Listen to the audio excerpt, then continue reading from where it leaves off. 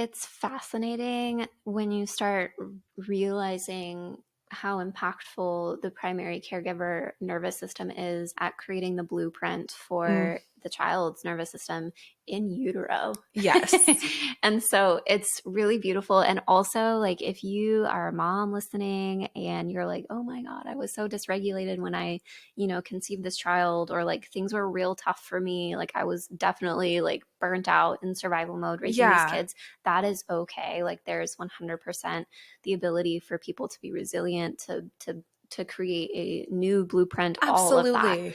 But it's really fascinating to learn about how the primary caregiver's role, it's as simple as it's the attunement of Hmm. baby to mom Mom. generally, or whoever that primary caregiver was, but generally mom, of when you have a baby that's laying on your chest, the attunement of the biorhythms is what it's called, of like the breathing rate, your heart Yeah. rate, the tension or softening in your fascia, all of that stuff Hmm. is communicating to baby and allows them to form their nervous system of, oh, mom is really tense and our Hmm. heart rate is elevated and we breathe shallow around here, and all of those things. That messaging is received very clearly because body language is a baby's only language and first Absolutely. language.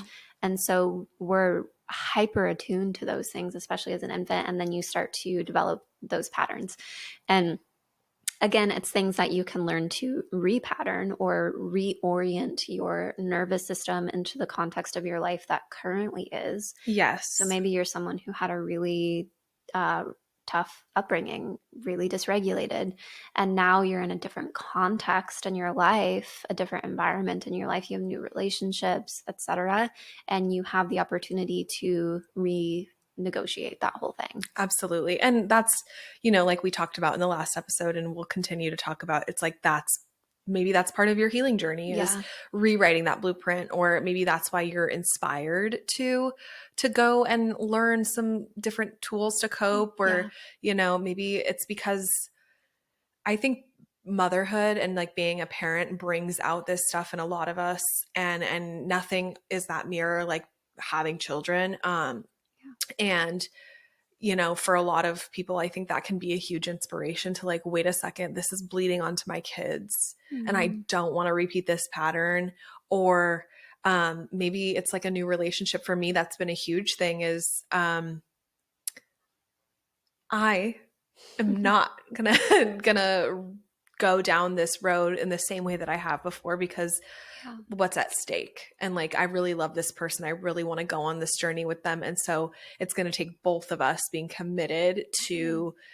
to this change, right? And to learning how to rewrite the blueprint and not just show up how we know how. Yeah. But I do think, like you said, it is so fascinating.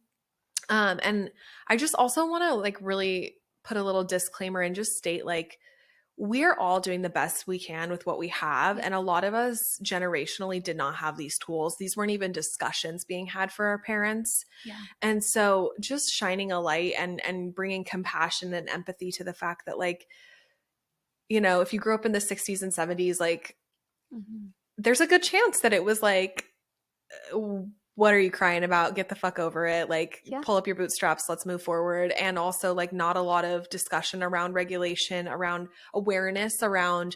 um, around these things. There was a big separation many moons ago between like the parent and child, but also just like those divine qualities of motherhood, of connection, of the earth, and just being connected to this whole thing. And so like that disconnection actually has like gone down generations and goes back generations. And so Mhm. just being really gentle with yourself and realizing that um it's not your fault, and there is no need to beat yourself up, to carry guilt or shame around maybe how you have shown up, or maybe how you currently are showing up right now. Just holding compassion and a space for yourself to just be and accept, like, right, Yeah. because it is, I think it's so hard. Sometimes we hear this stuff and we want to like we want to be we want to blame other people, we want to be angry, or we feel really shitty because it's like, fuck, Yeah. I did it, I repeated it. Yeah. And that's okay. Yeah. I mean, shoot, I have repeated it. I'm I have repeated it in places that I'm like, oh no. And I have a deep awareness around a lot of this. Yeah. And I repeat it still. I'm going to repeat it again, and I'm going to Yeah. do my best to like work with it and heal it. But really understanding that it's like that thing we've talked about, the ripple effect of Yeah. doing nervous system regulation and learning kind of how to rewrite that blueprint so that we can help Yeah. heal, not just ourselves, but the world.